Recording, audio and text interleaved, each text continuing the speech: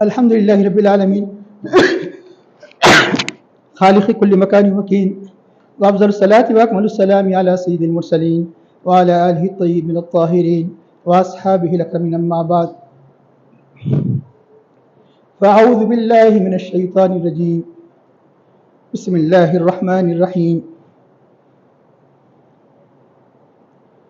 قل أرأيتم إن كان من عند الله ثم كفرتم به من أضل ممن هو في شقاق بعيد. سنريهم آياتنا في الآفاق وفي أنفسهم حتى يتبين لهم أنه الحق. أولم يكفي بربك أنه على كل شيء شهيد. ألا إنهم في مرية من لقاء ربهم ألا إنه بكل شيء محيط. بسم الله الرحمن الرحيم.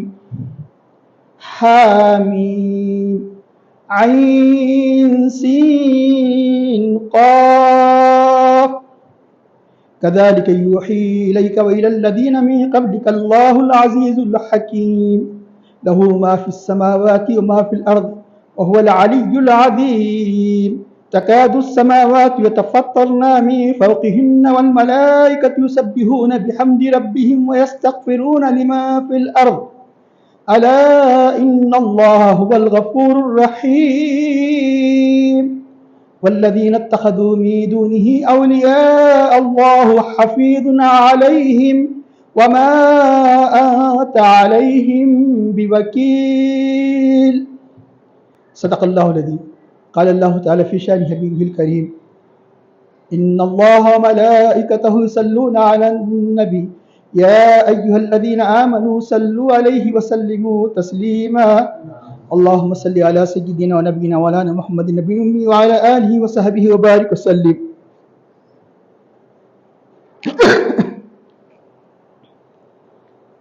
محترم جان ملت، عزیز بھائیوں، ابھی 25واں پارہ سورہ فصلت یا حامیم السجدہ یہ آخری 3 آیات کریمہ اور اس کے بعد 25 پارے ہی کا اس کے بعد کا سورہ فصلت کے بعد سورۃ الشورى کی ابتدائی 6 آیات کریمہ کی تلاوت کا شرف حاصل کیا گیا. سب سے پہلے 3 آیات کریمہ جہاں پر سورہ فصلت ختم ہوتا ہے کہ آیت نمبر 52، 53، 54 کی ترجمہ تفسیر کے بعد انشاءاللہ تعالی سورہ شورى کی ابتدائی آیات کا ترجمہ تفسیر بیان کیا جائے گا. محترم حاضرین، جیسا کہ آپ جانتے ہیں کہ مسلسل اس سورہ میں قرآن کی حقانیت، یقیناً جب قرآن کی جو حقانیت کو مان لے گا، اللہ کے حق ہونے کو مان لے گا، نبی کے حق ہونے کو مان لے گا، اسلام کے حق ہونے کو مان لے گا. اب کیونکہ سورہ ختم ہو رہا ہے، پورا سورہ مکمل، ایک تو یہ کہ جو قرآن کی عظمت کا انکار کرتے ہیں، اس لیے ان کو پورا کہتے ہیں انگلش میں وارننگ، عربی میں تحدید کہتے ہیں، کہ ہے یہ تحدید پورے اختتام انتہائی پرزور طریقے سے تحدید کے ساتھ ہو رہا ہے کہ آج نہیں تو کل مان لیں گے، لیکن اگر نہیں مانیں گے، یہاں بچ بھی جاؤ گے تو آخرت میں تم بچ نہیں سکو گے. ایک دوسرا یہ کہ آخر میں قرآن کریم اپنی حقانیت کے دعوے کے ساتھ دلیل بھی بیان کرتا ہے، پرزور دلیل کے ساتھ اس سورہ کا اختتام عمل میں آتا ہے کہ اس کی حقانیت ایسے آیا ہو جائے گی جو بلکہ سورج سے زیادہ دنیا مان لے گی.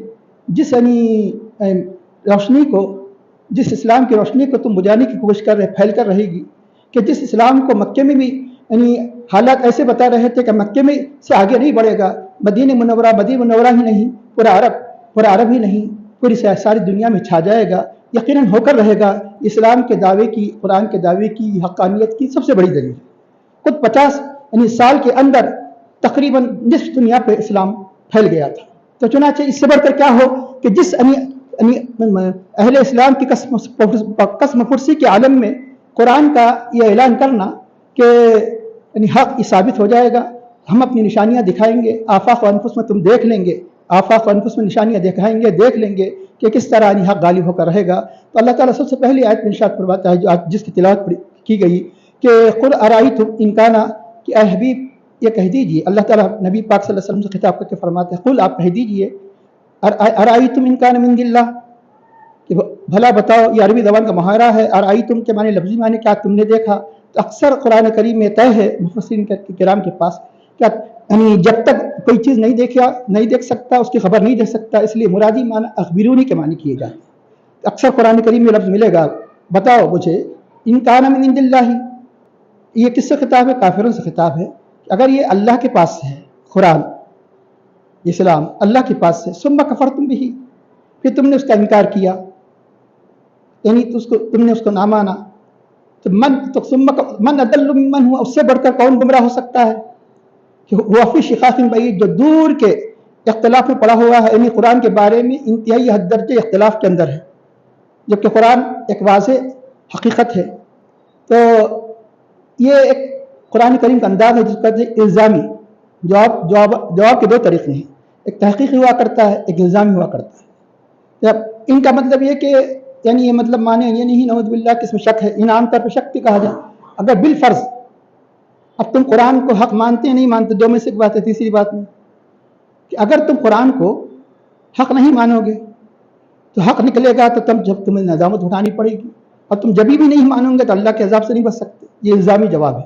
تحقیقی جواب آنے والی آیت میں آ گیا رہا کہ یعنی یہ ایسا ہی ہے جیسا کہ حضرت مولا کائنات سیدنا علی المتوکل رضی اللہ تعالیٰ عنہ نے سے ایک ملحد نے بحث کیا کہ مرنے کے بعد دوبارہ اٹھایا جائے گا یا نہیں گایا جائے گا، تو اسی تقریباً ان آیات میں بھی اسی کی بار بار جو کافر جس کا انکار کیا کرتے تھے اسی کا ثبوت ہے، گویا اس کی بھی ایک دلیل ہو جائے گی۔ تو قیامت ہے یا نہیں؟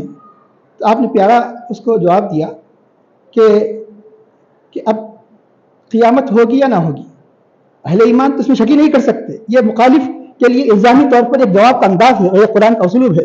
قیامت ہوگی یا نہیں ہوگی؟ اگر نہیں ہوگی، مان لیے قیامت ہے ہی نہیں، مرنے سے حساب کتاب نہیں ہے، تو بھی بچ گیا میں بھی بچ گیا، تیرا بھی کچھ نقصان نہیں میرا بھی، اگر ہو گئی تو میں نجات پا گیا اور یقیناً تو عذاب مبتلا ہوگا، تو بہتر عقیدہ کیا ہے؟ آخر اس نے اسلام قبول کر لیا، ہوگی یا نہ ہوگی۔ تو یہ ایسا ہی ہے جیسا کہ تراویح کے بارے میں کہ 12 رکعت 20 رکعت بحث کرتے ہیں۔ اب بھائی اللہ کے پاس کل معلوم ہوگا کہ سنت موقع 12 ہے 20 ہے، تو اب مثال کے طور 12 ہے تو 20 والے بچ گئے، کیونکہ زیادہ زیادہ رات میں قیام اللیل کرنا ہے۔ آپ حرم میں دیکھیں گے تراویح ہوتی تھوڑی دیر کے بعد قیام اللیل، پھر یعنی مطلب تو 8 ہمارے تو اوپر ہو گئے نفلی، 12 سنت موت، 20 نکلے تو تم کہاں جاؤ گے؟ یعنی ماہ رمضان جیسی عظیم مہینے میں تم سنت موقع کے تاریخ سمجھے جاؤ گے۔ تو اللہ تعالیٰ نے اس انداز سے فرمایا کہ اگر تم یہ واقعی اگر تو غور و فکر کیے بغیر اندھا دھن، آج بھی بہت سے لوگ بہت سے یعنی عقائد حقہ کو اندھا دھن انکار کرتے ہیں، کیونکہ اوپر سے چلا رہا ہے، ہمارے والدین ہمارا خاندان اسی عقیدے کو مانتا ہے، غور و فکر نہیں کرتے۔ غور و فکر کرے تو حق واضح ہو جاتا ہے۔ تو اللہ تعالیٰ غور و فکر کی تعلیم دیتا ہے کہ دیکھو غور و فکر کرو، بغیر کسی غور و فکر کے تم فوراً قرآن کا انکار مت کرو۔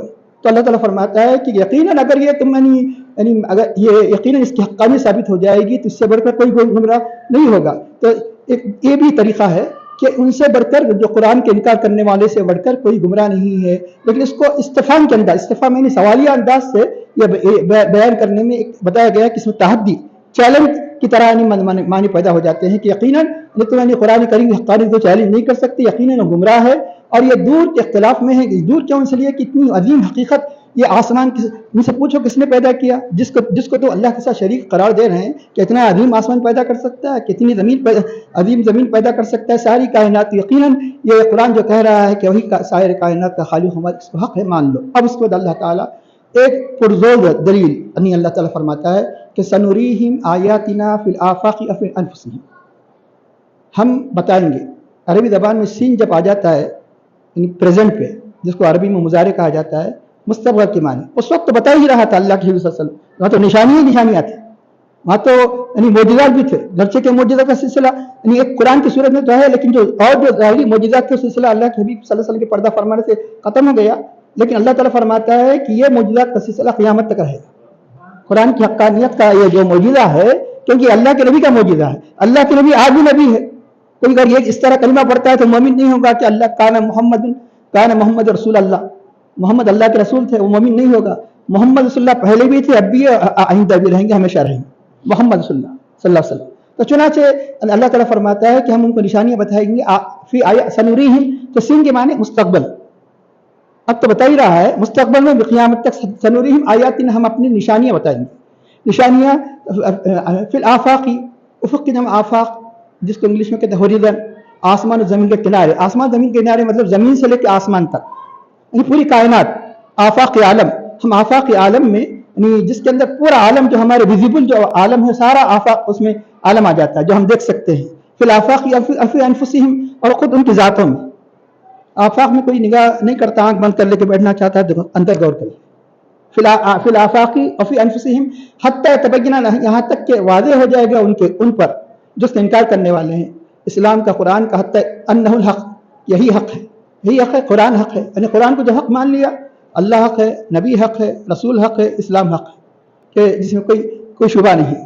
اولم یکفی بربک، کہ اللہ تعالیٰ اپنے نبی پاک صلی اللہ علیہ وسلم کی تسلی دیتے فرماتا ہے کہ اگر انکار کرتے ہیں تو آپ غم مت کیجیے، کیا آپ کا رب کافی نہیں ہے؟ انہ علی کل شیء شہید، کہ وہ ہر چیز پر گواہ ہے، ہر چیز کا شاہد ہے. شہید بمعنی شاہد بھی ہوتا ہے، تو شہید میں زیادہ مبالغہ ہے. ہر چیز پر اللہ گواہ ہے. تو اس کے بعد ارشاد ہوتا ہے الا انہ فی میۃ من لقاء ربی، آگاہ ہو جاؤ متنبع کرنے کے لیے. یعنی میں نے بالکل میرے پورے کان کھول کے سن لو، جیسے اردو محاورے کہتے ہیں، سن لو. الا انہ فی میۃ من لقاء ربی، کیوں اتنے واضح ہونے کے باوجود بھی یہ انکار کیوں کر رہے ہیں کہ اپنے رب کی ملاقات کے بارے میں کچھ شک میں ہے. جو خود ایک عقیدہ بنا لیا کہ کسی صورت میں آخرت ہونے والی نہیں، رب کے سامنے جانا ہی نہیں ہے، تو یقیناً وہ کتنا ہی واضح ہو جائے تو پھر بھی ماننے کے لیے تیار نہیں ہوتا. الا انہ فی لقاء ربی، لیکن ایسا کرنے سے کیا بچ جائے گے؟ اللہ تعالیٰ الا انہ بکل شیء محیط، یاد رکھو، آگاہ ہو جاؤ. یہ سب اللہ کا ترجمہ سن لو کہ انہ بکل شیء محیط، اللہ کی ذات ہر چیز پر محیط ہے، اپنے علم کے ساتھ ساری کی ساری چیزوں کو سراؤنڈ گھیرے میں لی ہوئی ہے. کوئی اس کی قدرت سے، کوئی علم سے نہیں نکل سکتا. اب آئیے، یہ جو یعنی 53ویں آیت ہے، یہ آیت کہ اگر تشریح کی جائے، ایسے کئی نشیز بھی اگر ہو جائے پھر بھی آیت کی تشریح ختم نہیں ہو سکتی. لیکن ہم اس آیت کے یعنی اجمالی طور پر یعنی مختلف دروس میں اس کے اشارے کرتے چلے آ رہے ہیں. انشاءاللہ آج بھی اس کا ایک چھوٹے سے یعنی مطلب کہ پہلو پر روشنی ڈالیں گے. آفاق و انفس میں اللہ تعالیٰ کی وحدانیت اور قدرت کی نشانیاں اتنی موجود ہے، اگر انسان غور کر لے تو یقین جان لے کہ اسلام یا قرآن حق ہے.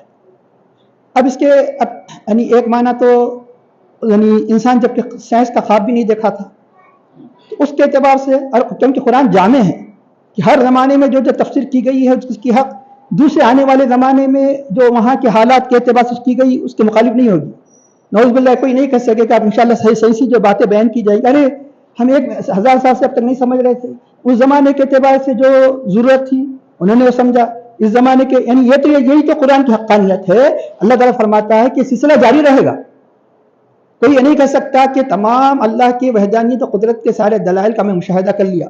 یہ تمہیں اللہ کے قدرت، وحدت و قدرت کی نشانیات مسلسل آنے والے زمانوں میں دیکھتے رہیں گے. اس لیے اللہ تعالیٰ یہاں سنوریہم فرما رہا ہے، یعنی فیوچر کا لفظ فرما رہا ہے.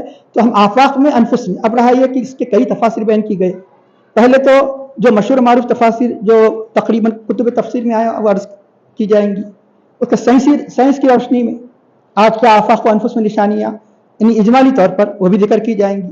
آفاق پورے عالم میں، ہوریزن میں. ایک تو یہ کہ جس تم یعنی اسلام کے چراغ کو بجانے کی کوشش کر رہے ہیں، اطفئونا نور اللہ، اللہ کے نور کو تم نہیں بجا سکتے، یہ بلند ہو کر رہے گا. نے دیکھ لیا کہ چند ہی برسوں میں 13 سال تک جو ظلم ستم کے پہاڑ توڑتے رہے، تو صرف یعنی آپ نے دیکھا کہ 10 سال کے اندر پوری جزیرہ عرب کی کایا پلٹ گئی. اور دنیا کی جو سب سے بڑی سپر پاور قوت سمجھی جاتی تھی، طاقت سمجھی جاتی تھی کہ وہ ایران اور روم، وہ بھی یعنی خلفاء راشدین کے زمانے میں یعنی بلاد اسلامیہ کے اندر داخل ہو گئے. اس سے بڑھ کر یعنی تم کیا نشانیاں یعنی سمجھنے کے لیے کیا اتنی نشانیاں کافی نہیں ہیں؟ یہ اتنی نشانیاں کہ جس اسلام کو مکے میں مطلب ہے کہ پنپنے نہیں دیا جا رہا تھا، اتنی بڑی ترقی اللہ تعالیٰ نے عطا فرمائی. تو چنانچہ یہ واضح قرآن کریم کا اشارہ اس وقت. اور سن لیجیے کہ یہ جتنی بھی یعنی حامی والی جتنی صورتیں سورہ مکی ہے، مکے میں نازل ہوئی. ابھی انشاءاللہ تعالیٰ اس میں بھی سورہ شورا میں ذکر آئے گا اس کا. تو اس وقت یعنی یہ اللہ تعالیٰ یہ یعنی مطلب یہ کہ یہ ساری بشارتیں دے رہا ہے کہ جس وقت مسلمانوں پر ظلم و ستم کے پہاڑ توڑے جا رہے ہیں، یعنی چھٹی نبوت تک اب تقریباً مسلمانوں کی ہدایت کتنی تھی. حضرت امیر المومنین عمر فاروق رضی اللہ تعالیٰ عنہ بتایا جاتا ہے کہ 40 مسلمان تھے، 40 400 نہیں. جو فتح مکہ جو خطبۃ حجۃ الوداع کے موقع پر جو یعنی 1.25 لاکھ صحابہ کی تعداد تھی، وہ کتنا چھوٹا سا عرصہ ہے. اور چھٹی نبوت یعنی اعلان نبوت کے چھٹے سال یعنی آپ حضرت عمر فاروق عنہ کون سے 40ویں مسلمان صحابی ہیں. تو اب ایسے عالم میں جب قرآن نازل ہوگا بشارت دے گا تو یقیناً یہ قرآن کریم کی حقانیت کی بڑی دلیل ہے. فی الآفاق کے معنی یہ ہے افی انفسہم، یعنی مطلب کہ اور یہی نہیں بلکہ یہ بھی اشارہ ہے. اب یہ اس زمانے میں تو آفاق کا مطلب یہ کہ اسلام پھیل گیا، آگے چل کے بھی اسلام کی ترقی کو روکنا چاہیں گے تو دنیا مل کر بھی اسلام کو صفحے ہستی سے ختم نہیں کرے گی. اسلام جاری رہے گا، اسلام کی حقانیت جاری رہے گی. آخر میں تو اللہ کے نبی صلی اللہ علیہ وسلم نے ایسی نشانیاں بتا دی ہے کہ ایک وقت ایسا آئے گا کہ اسلام رہے گا آخر زمانے اسلام. یعنی مطلب یہ کہ اس کے بعد کا عرصہ زیادہ نہیں رہے گا. اس کے بعد کا زیادہ یعنی مطلب کہ قیامت آنے کے لیے عرصہ زیادہ نہیں رہے گا. جب حضرت مہدی علیہ السلام کا ظہور نہیں ہوگا، مہدی علیہ السلام پیدا ہوں گے اسی یعنی امت میں. عیسیٰ علیہ السلام کا ظہور ہوگا. عیسیٰ علیہ السلام جو یعنی آسمان میں چوتھے آسمان بتایا گیا، جب یہ اس وقت یعنی عالم ہو جائے گا کہ ہر طرف اسلام رہے گا. تو چنانچہ یہ آفاق یعنی یہ سلسلہ جاری رہے گا اسلام کی حقانیت. کبھی ایسا ہوتا ہے کہ کبھی یعنی مطلب ہے کہ کبھی شکست کبھی فتح ہوتے رہے گی، یعنی مطلب ہے کہ آزمائشوں سے گزرتے رہیں گے.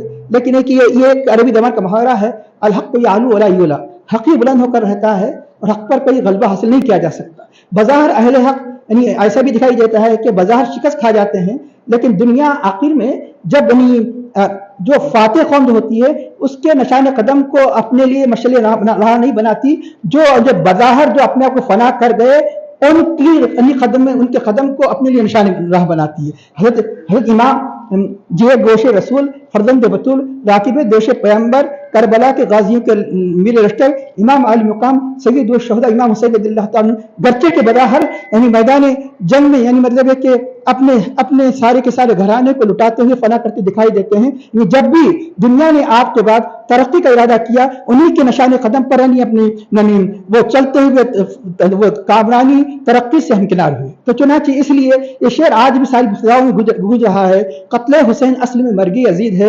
اسلام زندہ ہوتا ہے ہر کربلا کے بعد. قتل حسین اصل میں مرگ یزید ہے، اسلام زندہ ہوتا ہے ہر کربلا کے بعد. ایسے حالات آئیں گے لیکن اسلام کو کوئی مغلوب نہیں کر سکے گا، بلکہ انہی کے ذریعے سے اللہ تعالیٰ مزید اسلام میں اور تازگی پیدا فرمائے گا. جب بھی کوئی اسلام پر نازک وقت آئے گا تو انہی کے نقش قدم پر چل کر یعنی اپنی باطل کا لوگ مقابلہ کریں گے. تو چنانچہ اس طرح یہ ایک اس کی یعنی مشہور معروف تفسیر افی انفسہم میں کئی معنی بیان کیے گئے. افی انفسہم کا مطلب یہ کہ انسان کی جو سر سے لے کر پاؤں تک جو نشانیاں ہیں، جو اللہ تعالیٰ خود انسان کو سارے مخلوق میں اشرف بنایا ہے، تو یہ خود نشانیاں سمجھنے کے لیے کافی ہے. یعنی مطلب یہ کہ اس سے پتہ چلتا ہے کہ یہ سارے کے سارے اندر تصرف کس کا ہے. بظاہر یعنی انسان کو کیونکہ مکلف بنایا گیا، بظاہر اختیار بھی دیا گیا، بظاہر انسان یعنی تقدیر کا پابند بھی بنایا گیا، لیکن یہ سر سے لے کر پاؤں تک اندر کوئی اختیار ہے. کوئی اختیار ہوتا تو کسی کو ہاتھ نہیں آتا، کوئی اختیار ہے تو ڈائلس میں نہیں جاتا تھا. اندر کوئی اختیار ہے اندر یہ مطلب یہ ساری کی ساری تبدیلیاں بتاتی ہے. جو تبدیلیاں لانے والے کون ہیں؟ یہ سارے کے سارے اعضاء وغیرہ یعنی مطلب یہ جو کیفیات ہے یہ کس کے قبض قدرت میں؟ اللہ کی قدرت.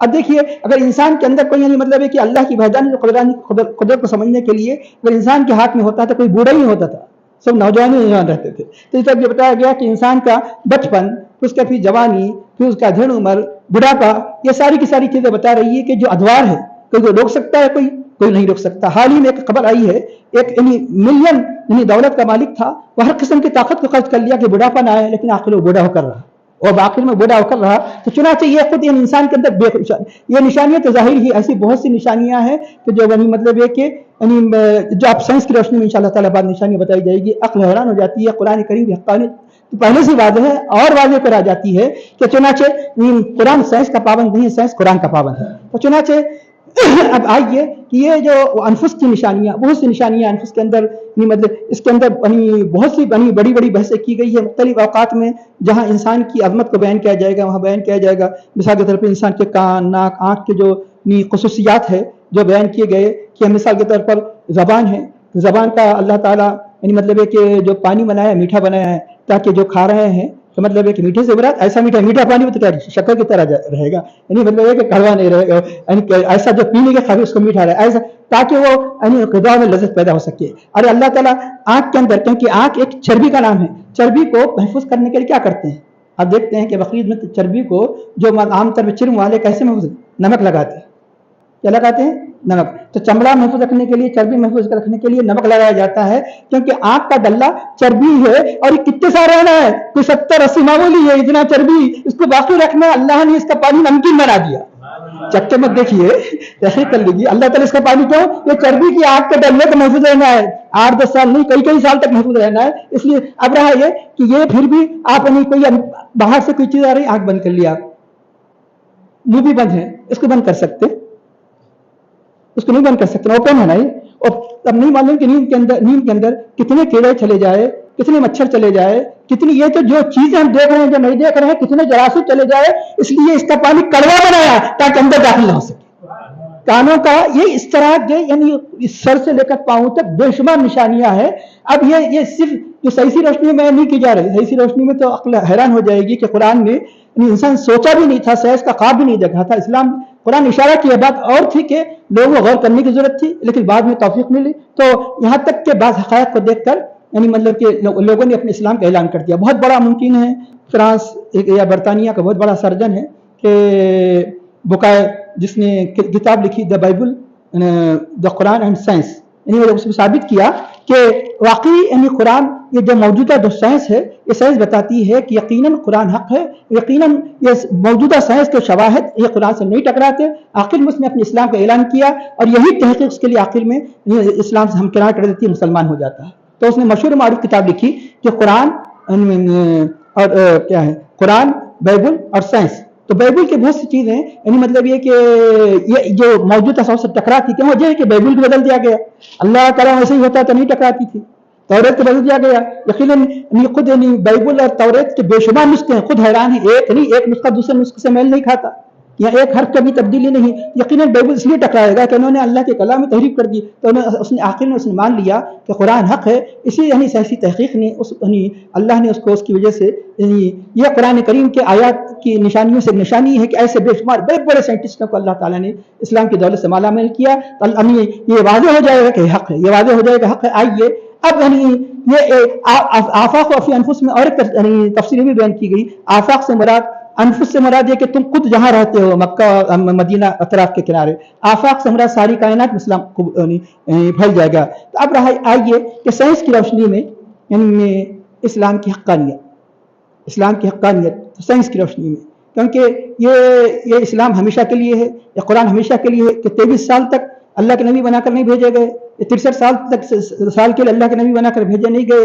یقیناً جب آج بھی آپ ہی کی نبوت ہے، یقیناً یہ ایک ایسا معجزہ ہونا چاہیے آپ کے پردہ فرمانے کے بعد یہ لوگ اس کو دیکھ کر اسلام لاتے رہے، کیونکہ ہر نبی کے لیے معجزہ ضروری ہے. یقیناً آج بھی وہی نبی ہے، کوئی دوسرا نبی نہیں، تو ان کا ایک معجزہ ایسا ہونا چاہیے کہ لوگ اس کو دیکھ کر اسلام لاتے رہے. وہ معجزہ قرآن ہے، وہ معجزہ قرآن ہے. خود احادیث سے ثابت ہے اللہ کے حبیب صلی اللہ علیہ وسلم کے معجزات میں سب سے بڑا معجزہ قرآن ہے، کہ جس کا کوئی آج بھی نہ ماضی میں نہ مستقبل میں نہ آج کوئی اس کا جواب لا سکتا ہے. تب آئیے اب سائنس کی روشنی میں تو ایک مستقل موضوع ہے جس کے بارے میں ہزاروں صفحات کی کتابیں لکھی گئی، ہزاروں، کوئی مبالغہ نہیں ہے.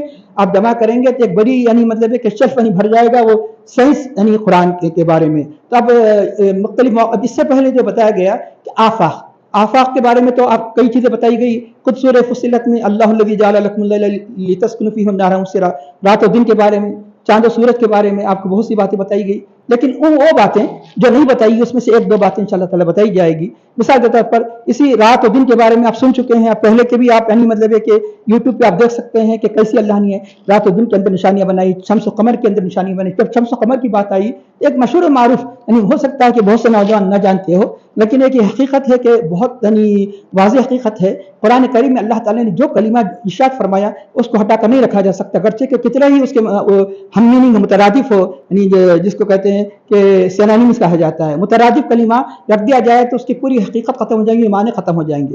اللہ نے جہاں بھی قرآن کریم میں سورج کا ذکر فرمایا تو وہاں اللہ تعالیٰ اس کے لیے اکثر قرآن کریم میں سراج کا لفظ فرمایا, سراج. لیکن پورے قرآن میں کہیں اللہ نے چاند کو سراج نہیں فرمایا. پورے قرآن میں منیر فرمایا, نور فرمایا, ہم نے چاند کو نور بنایا, ہم نے چاند کو روشن بنایا.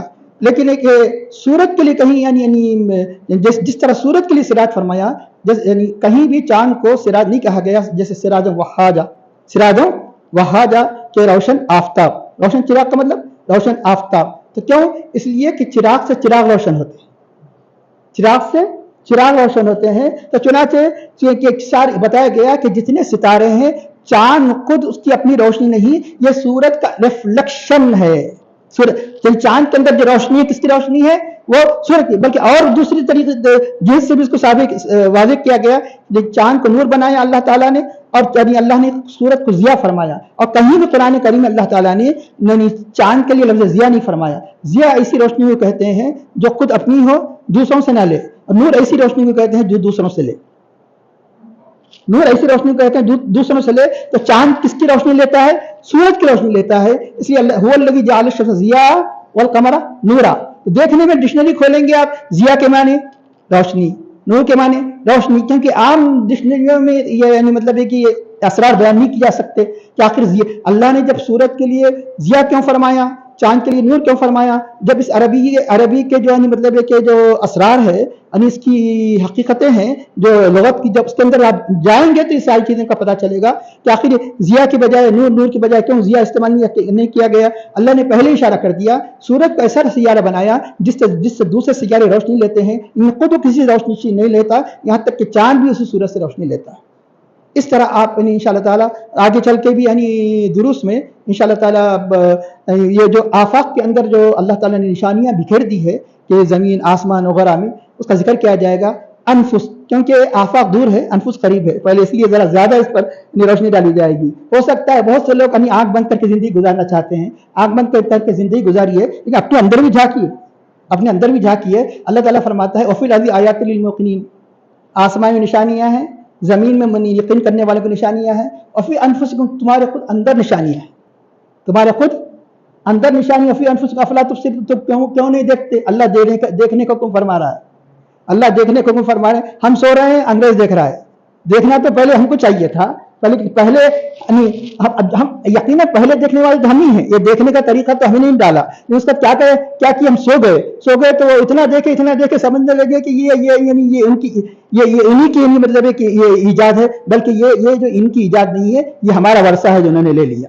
یہ ہمارا ورثہ ہماری غفلت کی وجہ سے وہ مطلب کہ آج مغربی دنیا اس علم پر غالب ہو گئی ہے. تو چنانچہ اب آئیے اندر کی دنیا یعنی اتنی سائنسی روشنی میں آج یعنی میڈیکل سائنس, اور خاص طور پہ میڈیکل سائنس کی ترقی کوئی 200-400 سال سے چلی نہیں آ رہی ہے, صرف 100 سال کے اندر, بہت بڑے 100-150 سال کے اندر کی تحقیق ہے, بعض تحقیقیں 50 سال کے اندر ہی, یعنی سر سے لے کر پاؤں تک جو میڈیکل سائنس کی.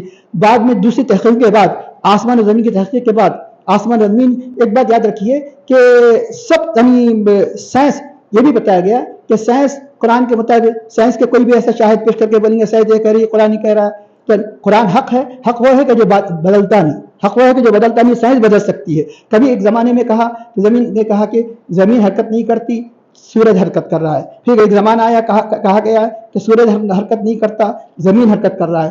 آخر میں سب جا کر اس پر جمع ہو گئے کہ سورج بھی حرکت کر رہا ہے, زمین بھی حرکت کر رہا ہے, زمین اپنے مدار میں حرکت کر رہی ہے, اپنے مرکز میں حرکت کر رہی ہے, اور سورج کی طرف حرکت کر رہا ہے. قرآن نے پہلے کہہ دیا کل فی فلک یسبحون, ہر ایک اپنے اپنے فلک میں تیر رہے ہیں, حرکت کر رہے ہیں, چکر لگا رہے ہیں. قرآن پہلے یہ کہہ دیا. تو چنانچہ یعنی آخر میں درمیان میں اگر سائنس یہ کہتی ہے کہ قرآن نہیں, ہماری تو تحقیق یہ ہے قرآن یہ کہہ رہا ہے, تمہاری تحقیق غلط ہو سکتی ہے, سائنس غلط ہو سکتی ہے, قرآن غلط نہیں ہو سکتا. آخر میں وہی ثابت ہوتا جو قرآن کہہ رہا ہے. अगर आज भी कोई कुरान करीम की आयत साइंस की रोशनी में समझ में नहीं आ रही तो समझना कि हमारे समझने का कसूर है, आखिर में वही साबित होगा जो कुरान ने कहा, वही बात साबित होगा जो कुरान ने कहा। तब आइए अब इससे पहले जायजा लिया गया इंसान की पैदाइश का। अक्सर मुफस्सिरीन किराम ने जो साइंस की रोशनी में यहाँ बहुत लिखा है, तफसीली तौर पर आपको बयान किया गया कि इंसान के पूरे अदवार है, जो अदवार है अलग, यानी मतलब है कि वो नुत्फे से लेकर मादे से लेकर उसका खून का लोथड़ा बन जाना, खून के लोथड़े से बोटी बन जाना, और साइंस की रोशनी में इसके बारे में यानी मतलब तफसीली तौर पर आप इससे पहले के दर्स में आप सुन चुके हैं, आज से चंद दर्स पहले। आज दूसरी नौइयत पर रोशनी डालेंगे। दूसरी नौइयत कौन सी है? ये जो सर दे रहे हैं ना, जिसी से देख रहे हैं आप, इसी से सुन रहे हैं, इसी से यानी समझ रहे हैं, तो ये सर के बारे में, वो भी सर के बारे में पूरे के पूरे पहलू नहीं, चंद पहलुओं पर रोशनी डालेंगे, चंद पहलुओं पर कि आज ये सर के अंदर भी खास तौर पर दिमाग, ये सर यानी सर की किसकी वजह से कायम है? दिमाग की वजह से। दिमाग क्या है? ये दिल का वजीर है। ये बाद में कभी रोशनी डाली जाएगी कि लोग क्या समझते हैं दिमाग ही सब कुछ है, असल सब कुछ कल्ब है, उसका वजीर ये बादशाह है, उसका वजीर। ये आजकल की जदीद साइंस भी इसको कबूल कर चुकी है, आज की जो कि जदीद भी साइंस भी कबूल कर चुकी है कि असल कल्ब है, और दिमाग क्या है उसका, जिसको ब्रेन कहते हैं, उसका वजीर है। अब आइए दिमाग, जिसको ब्रेन कहा जाता है, जहन, ये जहन, और ये मौजूदा दौर में ये जदीद मेडिकल साइंस में जहन के बारे में काफ़ी तफसीली रिसर्च किया गया। यहाँ तक कि जो ब्रेन है, ब्रेन को 3 हिस्सों में बांटा गया कि जिसको आप यानी मतलब है कि जो इसकी तहकीक करने वाले आप उसको तस्वीर में देख सकते हैं कि हर एक का नाम अलग अलग रख दिया गया। जैसे प्रीफ्रंटल यानी जोन जो एरिया है, मतलब है कि फिर आखिर में है, जो आखिर में जो देख ले, बीच में है एलोक्वेंस जोन। इस तरह ये जहन के दिमाग को 3 हिस्से में बांटा गया, हर एक का एक नाम मुकर्रर है, पहले हिस्से का एक नाम, दूसरे हिस्से का नाम, तीसरे हिस्से का नाम। और मालूम होना चाहिए कि ये सारी जिसके जिस्म के अंदर जो सलाहियतें हैं, अल्लाह ने सारे फैकल्टीज दिमाग के अंदर रख दिए। असबी तारों के जरिए से जो देखता है इसका ताल्लुक भी दिमाग से है, जो सुनता है इसका ताल्लुक भी दिमाग से है। तो पहले के ज़माने में फालिज होता था जो लगड़ते रहते थे, लेकिन बाद में पता चला कि इसका भी ताल्लुक दिमाग से है।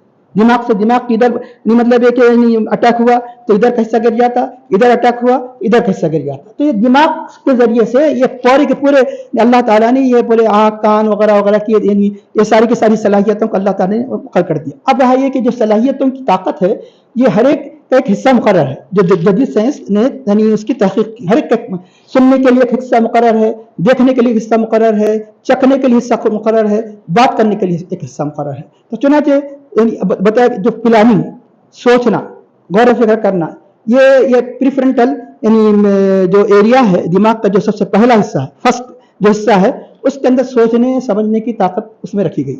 अच्छी प्लानिंग भी हो वहीं आती है, खराब प्लानिंग भी हो वहीं आती है, अच्छी तदबीर वहीं आती है, खराब तदबीर भी वहीं आती है दिमाग के इब्तिदाई हिस्से में।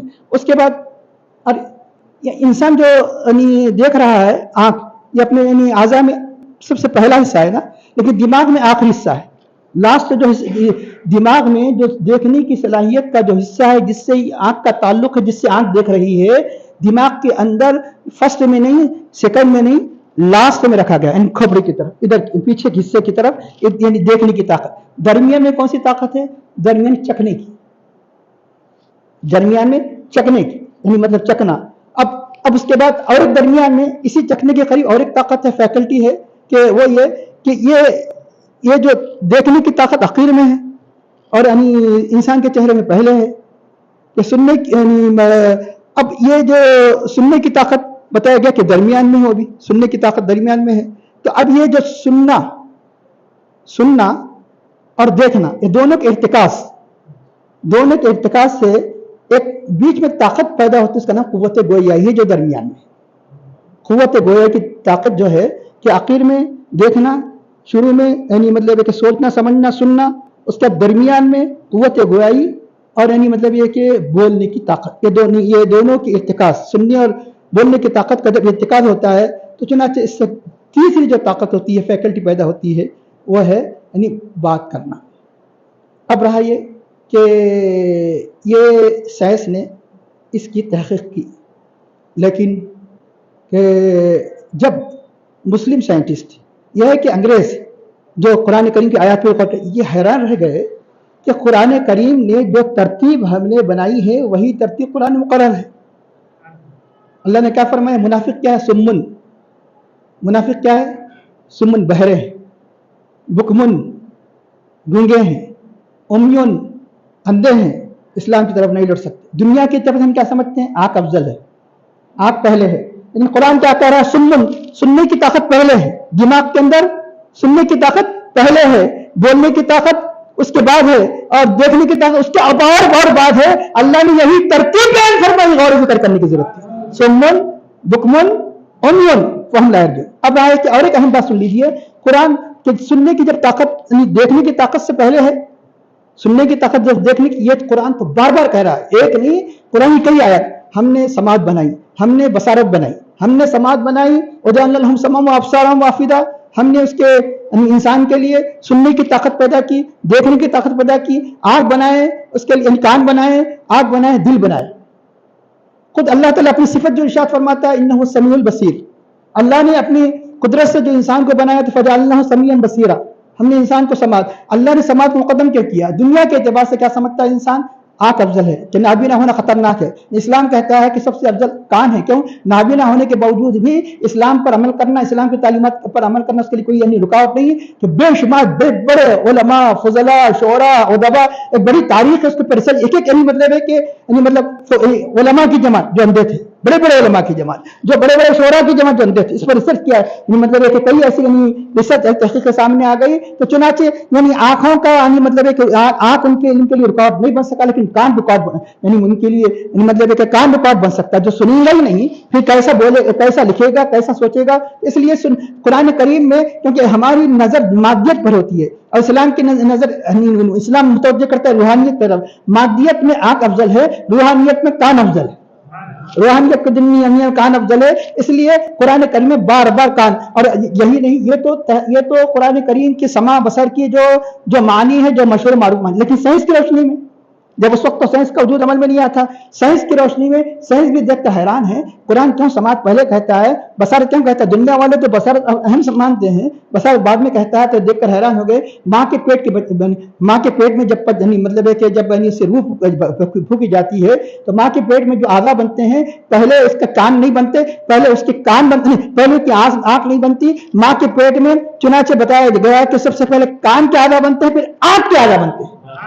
नहीं, तरतीब भी ऐसे ही है जो तरतीब बताएगी कि पहले यानी माँ के पेट में आंख नहीं बनेगी, आंख बाद में बनेगी, पहले कान बनते हैं। इसलिए बच्चा पैदा होते ही सबसे पहले जो ताकत है, कुव्वत है, वो देख नहीं सकता यानी 7-8 दिन तक, लेकिन एक यानी मतलब सुन सकता है बच्चा, पहले सुनता है बाद में देखता है। इसलिए कोई खतरनाक चीज उसके बच्चों के आंखें पैदा हुई बच्चे के सामने, आंखों के सामने ले जाए, उसे कुछ भी फर्क नहीं पड़ता, लेकिन खतरनाक आवाज से चमक पड़ता है, खतरनाक आवाज से चमक पड़ता है। तो चुनाचे इसलिए बताया गया, नहीं देख रहा है, सुन रहा है, गमी मत जानो, अदा कह दो, अदा कह दो, कि ताकि पहले उसके मतलब कानों के जरिए से सबसे पहले दिल में अल्लाह उसका रसूल का नाम की अजमत को बो दिया जाए। तो चुनाचे इस तरह यानी अब ये मैं अर्ज कर रहा था कि समात वसारत का मामला। आखिरी बात अर्ज करके आगे मैं बढ़ता हूँ, वो ये कि सोचने समझने की मतलब है कि जो प्लानिंग की जो ताकत जो रखी गई दिमाग के आगे हिस्से, तो अल्लाह ताला इरशाद फरमाते अबू जहल के बारे में, जो हमेशा अल्लाह के हबीब सल्लल्लाहु अलैहि वसल्लम ईज़ा के दर पे रहता था, मुख्तलिफ प्लानिंग किया करता था कि अल्लाह के नबी को कैसे ईज़ा दी जाए।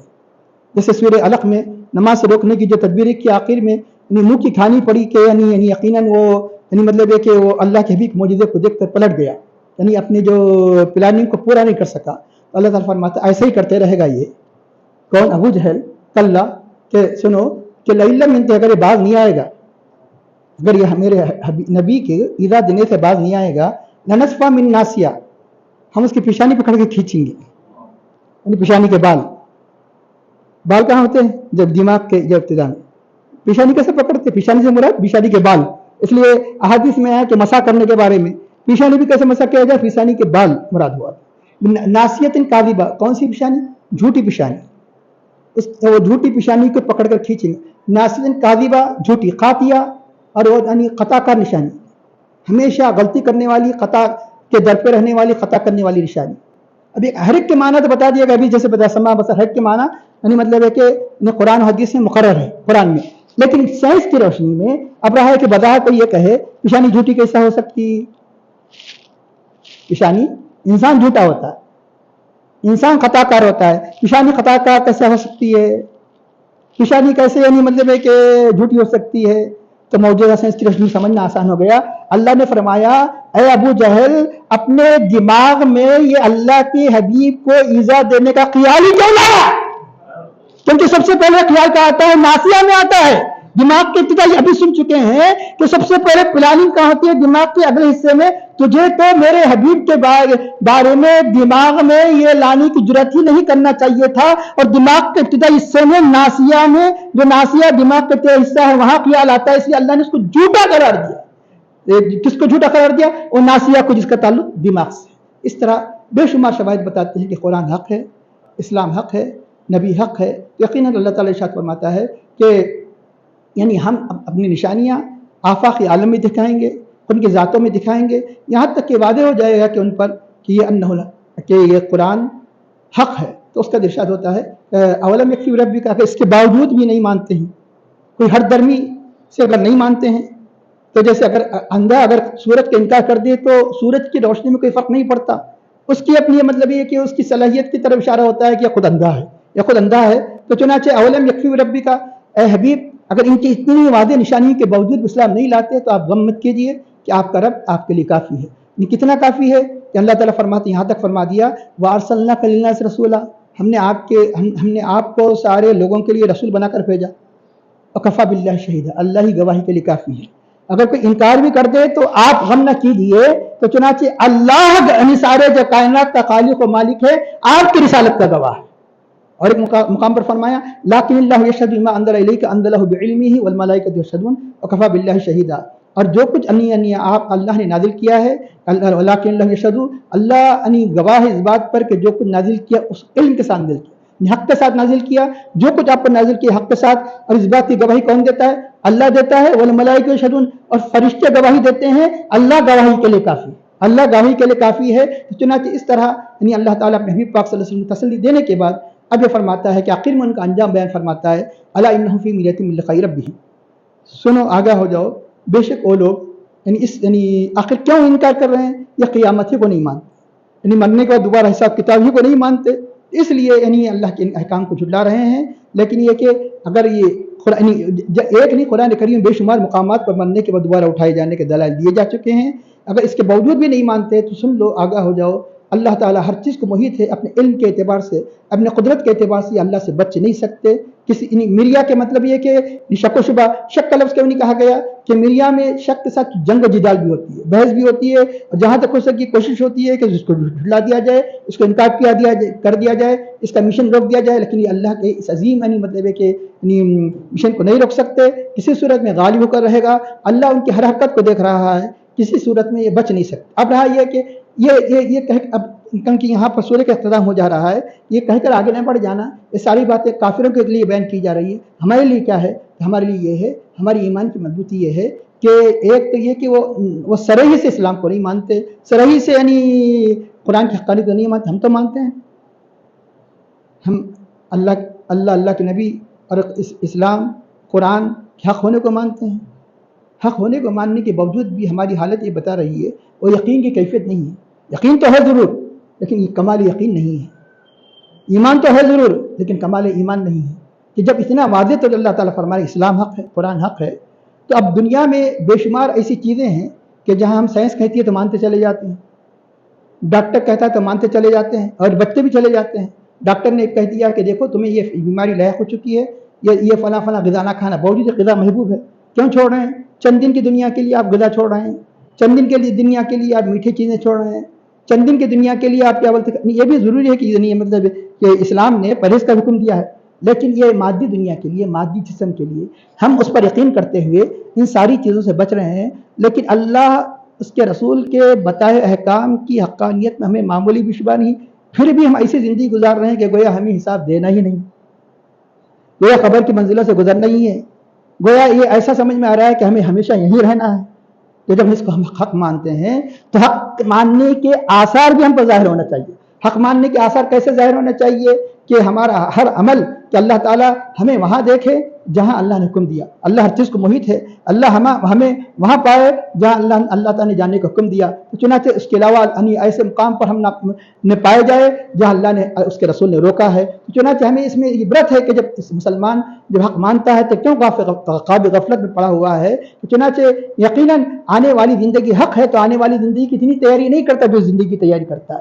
آنے والی زندگی کی پلاننگ ہوتی ہے 10 جب تک رہے گا نہیں رہے گا آنے والی پوری زندگی کی پلاننگ ہوتی ہے. لیکن جو قبر کی بڑی منزل موجود ہو کہ وہ بھی عارضی ہے. اتنی بڑی منزل یعنی کوئی 200 سال کوئی 400 سال کوئی 500 سال کوئی ہزاروں سال سے یعنی 1000 سال سے خود ہمارے آبا و اجداد یعنی مطلب کہ ہماری جو عمر ہے اس سے کئی گنا جن کے بارے میں ہم جانتے ہیں کئی گنا قبر میں آرام کر رہے ہیں. نہ معلوم ہے کتنے دن آرام کر رہے ہیں. ہم بھی ایسے ہی جانے والے ہیں. تو کیا ہم نے وہاں کے بارے میں کوئی پلاننگ کی ہے جیسے دنیا کی پلاننگ کی جاتی ہے کہ ایسا ہوگا 5 سال کے بعد کیسا ہوگا مطلب یہ کہ وظیفے کے بعد ایسا ہوگا یہ میری تجارت ہے اب مجھے طاقت ہے اس کے بعد کیسے ہوگا. یہ ساری پلاننگ ہو رہی ہے زندگی کی. اس سے بڑھ کر ہمیں پلاننگ یعنی خبر کی ہونی چاہیے. اس سے بڑھ کر حشر کا ایک دن دنیا کے 1000 دن کے برابر ہے. اس سے بڑھ کر پلاننگ ہونی چاہیے. اب الحمدللہ یہاں پر سورہ فصلت سورہ حامیم صدہ ختم ہوا. اب آئیے آج کرنے جا رہے ہیں سورۃ الشورى. اعوذ باللہ من الشیطان الرجیم بسم اللہ الرحمن الرحیم. حامیم عین سین قاف حروف مقطعات میں سے ہے کہ کذالک یوحی الیک والی الذین من قبلک اللہ العزیز الحکیم. اسی طرح آپ کی طرف وحی کی جاتی ہے. اسی طرح کس کی طرف؟ اللہ تعالیٰ اپنے نبی پاک صلی اللہ علیہ وسلم سے خطاب کر کے فرماتا ہے کہ آپ کی طرف وحی کی جاتی ہے. کذالک یوحی الیک والی الذین من قبلک اور ان کی طرف جو آپ سے پہلے ہے. کون وحی فرماتا ہے؟ فاعل آ رہا ہے. فاعل یعنی مطلب وحی کرنے والا اللہ العزیز الحکیم. اللہ جو غالب زبردست قوت کا مالک حکیم حکمت والا ہے وہ وحی کرتا ہے.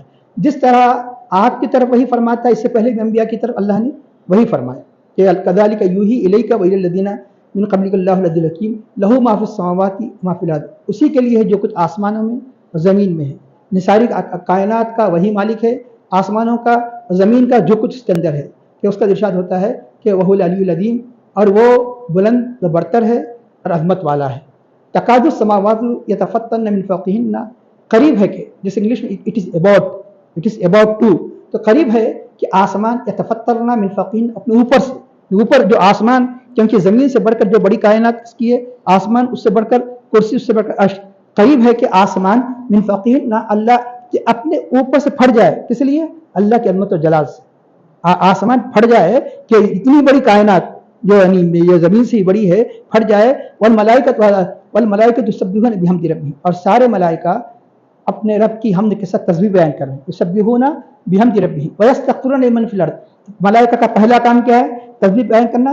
دوسرا کام کیا ہے؟ ویستغفرون لمن فی الارض جو کچھ زمین میں ہے ان کے لیے مغفرت طلب کر رہے ہیں. ملائکہ اہل یعنی زمین کے لیے مغفرت طلب کر رہے ہیں. ویستغفرون لمن فی الارض الا ان اللہ غفور رحیم. سن لو آگاہ ہو جاؤ حقیقت میں وہی اللہ ہی بخشنے والا مہربان ہے. ملائکہ ذریعہ ہے وسیلہ ہے. ملائکہ ذریعہ وسیلہ ہے لیکن حقیقت میں بخشنے والا کون ہے؟ یعنی اللہ کی ذات ہے. اللہ الا انہ غفور رحیم.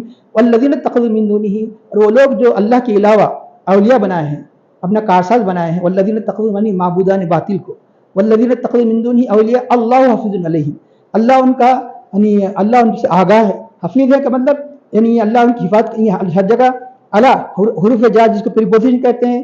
پریپوزیشن کی وجہ سے معنی بدلتے چلے جاتے ہیں. ایک حفاظت کرنے والا نہیں بلکہ اللہ تعالیٰ ان کے عمل کو حفاظت کرنے والا ان کے اعمال کو ان کی ریکارڈ کرنے والا ہر عمل کو بتانے والا کل قیامت کے دن ان کے اعمال کو بتا کر انہیں سزا دینے والا. حفیظ ان کے معنی اس کو کہتے ہیں مراقبہ وات کرنے والا. حفیظ علیہم وما انت علیہم وکیل.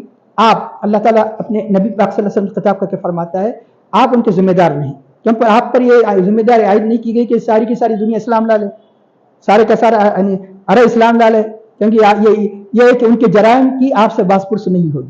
یہ جرائم یہ کریں گے آپ سے پوچھا جائے گا ایسا نہیں ہوگا. اے حبیب آپ کے ذمے جو تبلیغ ہے آپ نے کر دیا. اب اس کے بعد وہ مطلب یہ کہ اگر مانیں گے تو یقیناً ہدایت یافتہ ہوں گے اگر نہیں مانیں گے تو گمراہ ہوں گے. آپ پر ذمہ داری عائد نہیں کی گئی کہ سب کے سب مسلمان ہو جائے. کیونکہ اللہ کے حبیب صلی اللہ علیہ وسلم کو اسلام نہیں لاتے تو تکلیف ہوا کرتی تھی. تو اللہ کے حبیب صلی اللہ علیہ وسلم نے تسلی کے لیے فرمایا آپ ان کے اوپر ذمہ دار آپ ان پر وکیل نہیں. وکیل مطلب جس کے معاملہ جس پہ سپرد کر دیا جاتا ہے بس وہ پورا معاملہ اس کے سپرد ہے. تو ان سب کا معاملہ آپ کے سپرد نہیں ہے کہ آپ یعنی ہر ایک کے بارے میں یعنی مطلب جواب دہ نہیں ہے کہ یہ کیوں اسلام نہیں لایا کیوں ایمان نہیں لائے کیوں عمل نہیں کر رہا ہے؟ آپ ان کے ذمہ دار امان تعلیم وکیل. تو چنانچہ اب یہاں آئیے تو سب سے پہلے جس طرح آپ یعنی اس سے پہلے بھی اس پر روشنی ڈالی گئی کہ سورہ غافر سے لے کر یعنی سورہ احقاف تک تقریباً 7 حامیم سے ابتدا ہوتی ہے. حامیم حامیم حامیم، یہ سب کے سب جتنے حامیم سے شروع ہونے والے سورے ہیں سب مکے میں شروع ہوئی. مکے میں سب سے زیادہ ضرورت کس کی تھی؟ ایمان. مکے میں سب سے زیادہ کس کی ضرورت ہے؟ توحید، رسالت اور یعنی آخرت. یہ 3 ہی موضوع ہیں جو قرآن کریم میں بار بار بیان کیے گئے.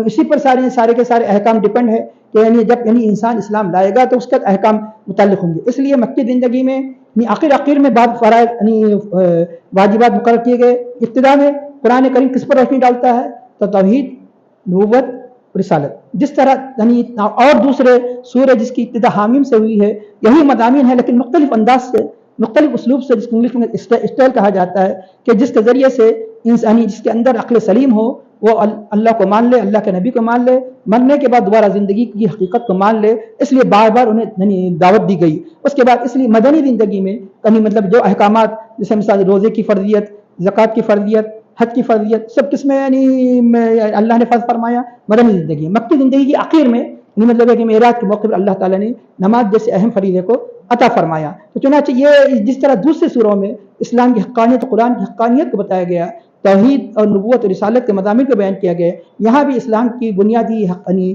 تعلیمات کو اللہ تعالیٰ نے اس میں واضح فرمایا ہے. تو چنانچہ اللہ تعالیٰ ارشاد فرماتا ہے کہ اس سے ابتدا کئی مرتبہ اس پر روشنی ڈالی گئی. مقطعات، حروف مقطعات یعنی جس کو پورا الگ الگ کر کے پڑھا جاتا ہے. ہا الگ، میم الگ، عین الگ. تو چنانچہ حامیم عین سین قاف، حامیم اس سے پہلے بھی جو سورہ فصلت میں اس پر روشنی ڈالی گئی کہ کس طرح یہ اللہ نے اس کی ابتدا فرمائی گئی چیلنج کے طور پر کہ جن حروف سے تم اپنی شاعری کرتے ہو، جن تمہیں اپنے بلاغت پر ناز ہو، انہی حروف سے قرآن بنا ہے. لیکن ایسا قرآن بنانے سے تم سارے جن انس مل کر بھی ایسا کلام نہیں لا سکتے. ایسا کلام تو درکنار اس کی 10 صورتیں نہیں بنا سکتے. 10 صورتیں تو درکنار فاتو بھی صورت میں مثل جیسی ایک صورت بنا لاؤ. اس طرح چیلنج دیا گیا. اب رہا یہ کہ اس کا علم اللہ ہی قطعی اللہ ہی جانتا ہے، اور بتایا گیا کہ اللہ اس کے رسول کے درمیان راز ہے. جو اللہ نے اپنے نبی پاک صلی اللہ علیہ وسلم کو تعلیم دی تو ادھوری تعلیم نہیں دی. وہ علمہ کا ما لم تکن تعلم، اللہ نے آپ کو ان باتوں کا علم دیا جو آپ نہیں جانتے. کوئی یہ کہتا ہے کہ اللہ کے نبی مقطعات نہیں جانتے تو اللہ تعالیٰ فرماتا نہیں جانتے تو ہم نے علم دے دیا. وہ علمہ کا ما لم تکن تعلم، اللہ تعالیٰ فرماتا ہے جو کچھ آپ نہیں جانتے اللہ نے سکھایا. تو چنانچہ جو اللہ جب معلم ہوگا تو اپنے حبیب کو ناقص تعلیم نہیں دے گا. ایک سکھایا گا. دنیا کے جو معلم ناقص تعلیم دیتے ہیں، بعض تو یہ کہ ان کے اندر نقص ہونے کی ناقص تعلیم دیتے ہیں، دوسرا یہ کہ بخل کی وجہ سے چاہتے ہیں کہ یہ زیادہ قابل نہ بنے. اللہ تعالیٰ بخل سے پاک ہے، اللہ تعالیٰ ہر قسم کی اس سے پاک ہے کہ اپنے نبی کو تعلیم دے گا تو مکمل تعلیم دے گا. یقیناً آپ حامیم بھی جانتے ہیں، عین سین قاف بھی جانتے ہیں، قاف بھی جانتے ہیں، الف لام را بھی جانتے ہیں، الف لام میم بھی جانتے ہیں. اب رہا یہ کہ جس طرح یعنی بتایا گیا کہ شب قدر کی تعین نہیں کی گئی ہے، قطعیت کے ساتھ نہیں کہا جا سکتا ہے، لیکن غالب گمان کے بارے میں جیسے صحابہ، تابعین، طب تابعین، اس طرح حروف مقطعات کے بارے میں بھی صحابہ کرام نے، تابعین نے مختلف معنی بیان کیے گئے. لیکن آپ اس کو یہ نہیں کہہ سکتے یہی معنی ہے، اس کے معنی اس کے علاوہ نہیں ہے. تو کئی مرتبہ بات بتائی گئی کہ یہ سوروں کی ابتدا میں جو یہ جو اللہ تعالیٰ نے بیان فرمایا یہ خود قرآن کے نام ہے، بتایا گیا قرآن کے نام. اور دوسرا یہ کہ اللہ کے اسما میں ہے. حامیم کیا ہے؟ اللہ کے اسما میں سے ایک اسم ہے. اس لیے یعنی تفاسیر میں آتا ہے کہ اس لیے اس کو حوامیم نہ کہا جائے، کیونکہ جب یہ عربی کی عادت ہے جب کوئی چیز کئی یعنی جمع ہو جاتے ہیں تو اس کو جمع میں تبدیل کیا جاتا ہے. جیسے مثال کے طور پر ایک جگہ 5-6 لڑکیاں فاطمہ نام کے ہو، اسے فواتم کہا جاتا ہے. اسی طرح یہ روکا گیا اس کو حوامیم نہ کہا جائے، کیونکہ ایک روایت کے مطابق اللہ کے ناموں سے ایک نام ہے، اللہ تعالیٰ وحدہ لا شریک لہ ہے. اس لیے حوامیم کہنے سے احتیاط کرے. جیسے کہ عادت کے طور پہ کہا گیا، بعض مفسرین نے عادت کے طور پر جن کے سامنے روایت ایسے ہی لکھ دیا حوامیم، اس کو حوامیم نہ کہے بلکہ حامیم والی سورہ کہے، لیکن حوامیم نہ کہے. چنانچہ کیونکہ اللہ کے ناموں سے ایک نام ہے.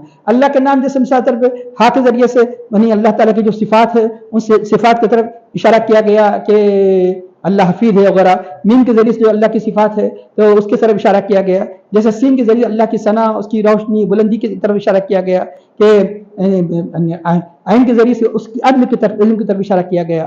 جیسے قاف کے ذریعے سے اس کی قدرت کی طرف اشارہ کیا گیا.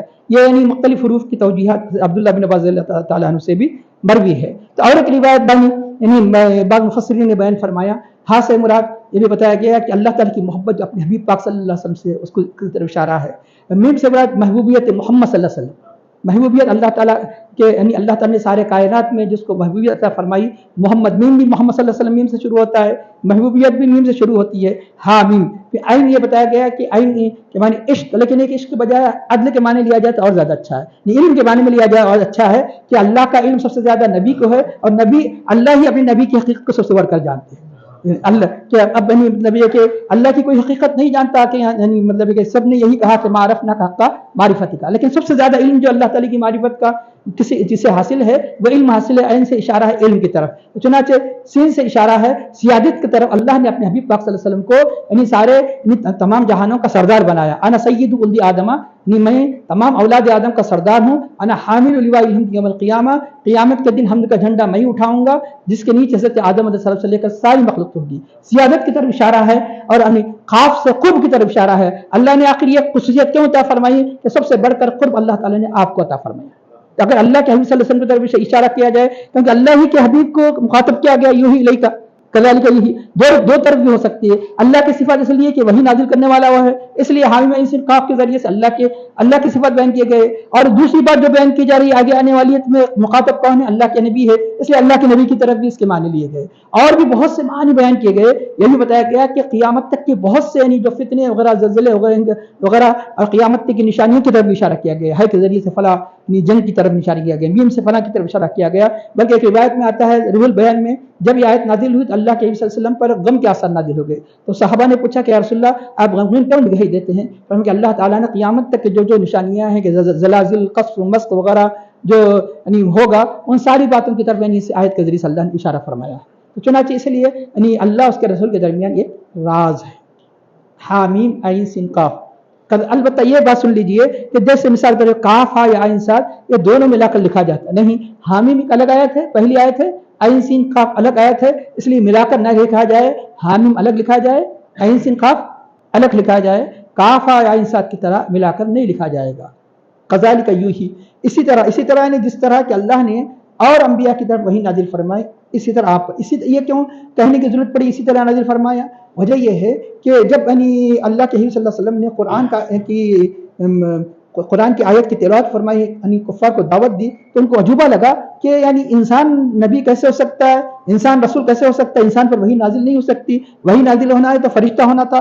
चुनांचे कई मरतबा उन्होंने कहा कि बशर रसूल नहीं हो सकता। कुरान करीम में कई जगह कुफ्फार का ये कहना अल्लाह ने बयान फरमाया, सूरह कहफ में भी है कि बशर रसूल कैसे हो। तो उन्हें ताज्जुब हुआ कि वही कैसे नाजिल हुई, कैसे अल्लाह का कलाम इन पर नाजिल हुआ। तो अल्लाह ने फरमाया ये कोई ताज्जुब की बात नहीं, जैसे हज़रत आदम अलैहिस्सलाम से लेकर और अंबिया तक वही नाजिल होती रही, आप पर भी वही नाजिल होती रही। क्योंकि इसी सूरह के आखिर रुकू में भी वही का जिक्र आया। इंशाअल्लाह वहाँ कुछ वही के बारे में वहाँ कुछ तफासिल बयान की जाएगी। हाँ, ये बात सुन लीजिए कि हज़रत वही के जो मुख्तलिफ तरीके थे, या तो खुद फरिश्ता आया करता था, या अल्लाह ताला अपने नबी पाक सल्लल्लाहु अलैहि वसल्लम के क़ल्ब में यानी वो मज़ामी को नाजिल फरमाया करता था।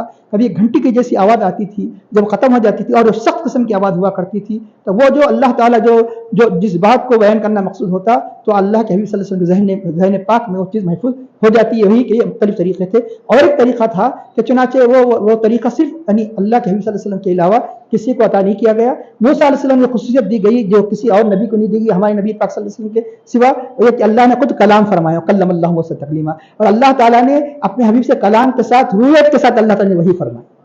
कैसे?